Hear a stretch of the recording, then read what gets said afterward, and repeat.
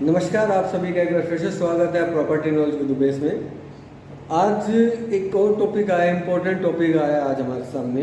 एक बिल्डर के साथ अभी गुड़गांव का एक बिल्डर है जो M3M है, उस पर अभी ईडी ने दोबारा से कार्रवाई की है और उसका मैं लेटेस्ट अपडेट लेके आया हूँ। और वो अपडेट बहुत इम्पोर्टेंट है और वो आपको मैं एक बार पहले वो लैंड दिखा देता हूँ और उसके बाद मैं आपको उसकी लोकेशन समझाता हूँ कि वो कहाँ पे आएगी। तो चलिए मैं एक बार आपको एक बार पूरा ये लैंड दिखा देता हूँ, फिर आपको एक बार पूरा बताता हूँ।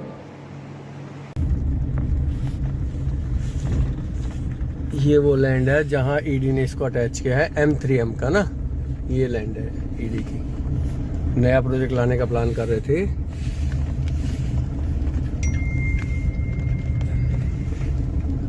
लगभग 100 एकड़ के अराउंड है। काफ़ी बड़ी लैंड है ये, काफ़ी बड़ी पीछे तक लैंड है।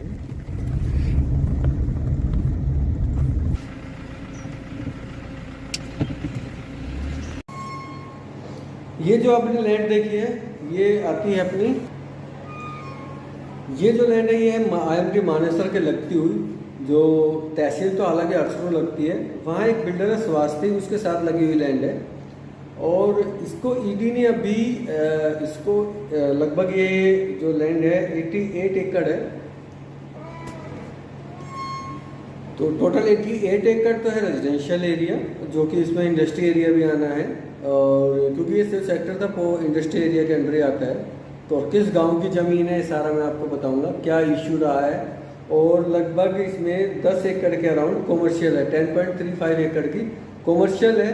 और ये वो लैंड है जो अभी ईडी ने अपने कब्जे में ले ली है और जो कि अभी कुछ दिन पहले M3M ने एक मार्केट में एक अफवाह भी फैला दी कि मैंने 150 एकड़ लैंड परचेज की है वो लैंड, लेकिन वो परचेजिंग अभी की नहीं है, वो बहुत पुरानी है। क्योंकि इसमें जो ईडी ने कहा है कि जिस टाइम ये जो कांड, वो क्या कांड किया इस बिल्डर ने, वो मैं आपको सारा एक बार आपको ब्रीफ कर देता हूँ। ये कहानी है जब हुड्डा साहब CM थे, भूपेंद्र सिंह हुड्डा जी, और DTC पे हेड थे त्रिलोक चंद गुप्ता जी। तो ये उन दोनों के मिलकर जो काम किया उन्होंने वो किया है। जो ये लैंड है 88 एकड़ की, इसमें इन्होंने रिक्वायरमेंट डाली। आपको मैं एक एग्जांपल देता हूँ, सेक्टर 80 गुड़गांव जो HSID के अंडर चली गई है वो लैंड। इसमें DLF के भी बिल्डर था और इनोवेटिव था, कॉन्शियंट नहीं था, इनोवेटिव था। और कुछ बिल्डर और भी थे जिन्होंने वहाँ बिल्डिंगें बना भी दिया और वो वापस चली गई, फार्मर के पास लैंड चली गई है और कुछ लैंड HSIDC को भी चली गई है। तो सेम कंसेप्ट इन्होंने किया, उसका पूरा इन्फॉर्मेशन लेंगे तो आपको पता चल जाएगी कहानी क्या थी। उसमें हुड्डा जी भी फंसे हुए हैं उसमें, बट हम बात करते हैं इसका। तो इन्होंने ये लैंड जो 88 एकड़ की लैंड है और प्लस 10.35 एकड़ की जो लैंड है 88.29 एकड़, तो इस पर इन्होंने रिक्वायरमेंट के नोटिस भेजे, जो कि 3 नोटिस जाते हैं। इसमें सेक्शन 4 का भेजा सबसे पहले, फिर सेक्शन 6 का भेजा और एक लास्ट आना था, आई थिंक सेक्शन 9 आता है। तो इन्होंने जब सेक्शन 4 का और सेक्शन 6 का भेजा रिक्वायरमेंट का, तो लोग डर गए वहाँ पे। तो इन्होंने क्या हुआ, उस टाइम एक बिल्डर की एंट्री होती है जो कि RS इंफ्रास्ट्रक्चर के नाम से था, वो आया और 14 बिल्डर और हैं उसमें, मतलब ये इसी की 14 कंपनियां और है, और उन्होंने वो लैंड परचेज करना शुरू कर दिया। उस परचेजिंग के बाद इन्होंने वो रिक्वायरमेंट कैंसिल कर दी और उस रिक्वायरमेंट से फिर लोगों ने डर का माहौल बना के इन्होंने से दे दी। इसके बाद जो RS इंफ्रास्ट्रक्चर है वो एक्चुअल में M3M ही है, आज का M3M बिल्डर है।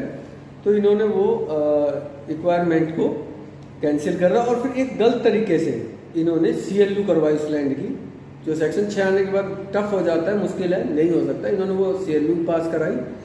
उसके बाद इन्होंने 10.35 एकड़ और लैंड ली गवर्नमेंट से और कॉमर्शियल लैंड, कॉमर्शियल का लाइसेंस लिया इन्होंने।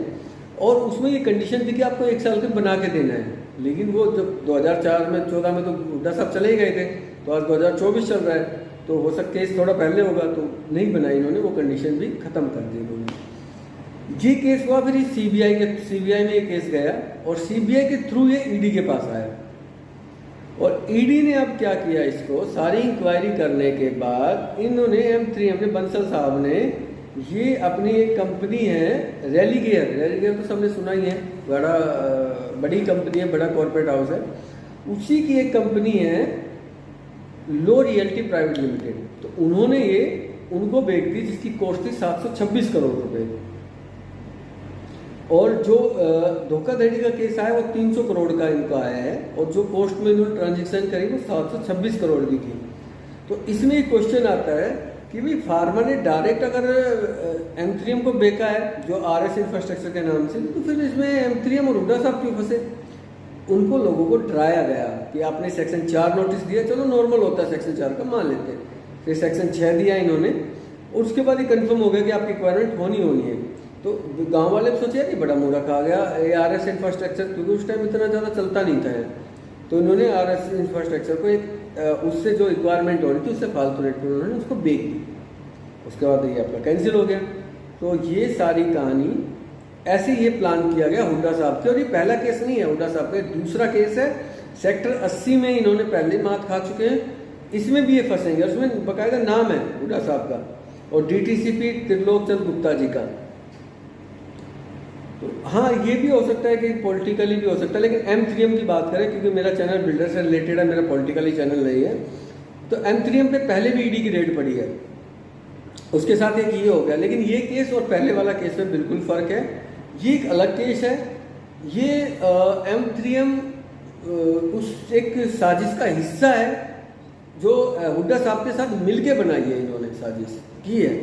तो उस केस में इन्होंने अभी 100 एकड़ के अप्रोक्स, मतलब 88.23 एंड 10.35, तो लगभग 99 एकड़ के करीब ये इन्होंने कब्जा कर लिया है। ईडी ने अपनी तरफ ले लिया इसको, और आज से M3M की छवि और डाउन होगी अभी।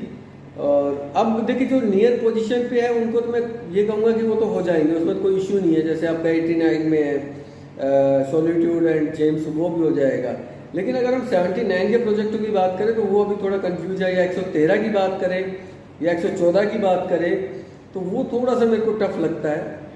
आपका जो 63 में है DDJY का, M3M का, स्मार्ट वर्ल्ड का, वो भी कंप्लीट हो जाएगा, उसमें भी दिक्कत नहीं है। बाकी तो प्रोजेक्ट सारे ही कंप्लीट किए हुए हैं इन्होंने। ये 2-3 प्रोजेक्ट है, नोएडा का प्रोजेक्ट अटकेगा इनका अगर ये ज़्यादा टफ होगा, क्योंकि अभी लैंड एक्वायर के साथ इन्होंने अभी और भी सुनने में आ रहा है, और भी लैंड ये लेंगे अभी से और भी इन्होंने किया हुआ है। क्योंकि M3M की सबसे बड़ी दिक्कत क्या है, जितनी भी डिस्प्यूटेड लैंड है ना, सब M3M खरीदता है। ये बड़ी भारी दिक्कत है, चाहे आपका 113-14 की हो, चाहे नोएडा की हो, चाहे आपका सेक्टर 89 की हो, चाहे सेक्टर 79 सुपरटेक वाली लैंड हो। तो ये है, अब मैं यही सजेस्ट करूंगा कि M3M को थोड़ा सोच के इन्वेस्ट करें, और अंडर कंस्ट्रक्शन में तो बिल्कुल ही सोचें, क्योंकि ईडी की ये सेकंड रेड है। पहले में अरेस्ट होके आए थे और बड़ी मुश्किल से निकले थे, और उस पर केस अभी बंद नहीं हुआ। लोग कह रहे हैं केस बंद हो गया, नहीं बंद नहीं हुआ है केस, बट ये है कि इनके सारे पेपर वर्क अपना काम चल रहा था। अभी इस लैंड का ये है कि एकदम से ही आ गया, और मतलब पॉलिटिकल तो हो भी सकता है क्योंकि इलेक्शन आ रहे हैं, बट ये है कि हुड्डा जी इसमें पाक साफ थे, वो तो नहीं है, श्योर है। और ये जो मैं बता रहा हूँ ईडी की प्रेस रिपोर्ट की कहानी है, आप जाके ईडी की वेबसाइट पे आप चेक कर सकते हैं। 19/7/2024 को ये अपडेट किया गया है, और रियल स्टेट पे कोई ज़्यादा इफेक्ट नहीं पड़ेगा, ये मैं आपको क्लियर कर देता हूँ। कभी आप सोचे कि रियल स्टेट डूब जाए, नहीं, ये अलग केस है। ये मार्केट डाउन का रेट नहीं है, ये इनका 420 का केस है एक तरह से। तो बस इसी वीडियो को यही एंड करता हूँ, और ये एक लेटेस्ट अपडेट मैंने आपको देनी थी। और प्लीज़ चैनल को सब्सक्राइब करें, लाइक करें, इस तरह की अपडेट आती रहेगी। एक और अपडेट मैं अभी नेक्स्ट वीडियो में दे दूँगा 1-2 दिन में, वो गुड न्यूज़ होगी आप सबके लिए, उसके लिए आप ज़रूर वेट कीजिएगा। और प्रॉपर्टी नॉलेज भी तो मैं इसमें आपका फिर से बहुत बहुत धन्यवाद है। Thank you so much.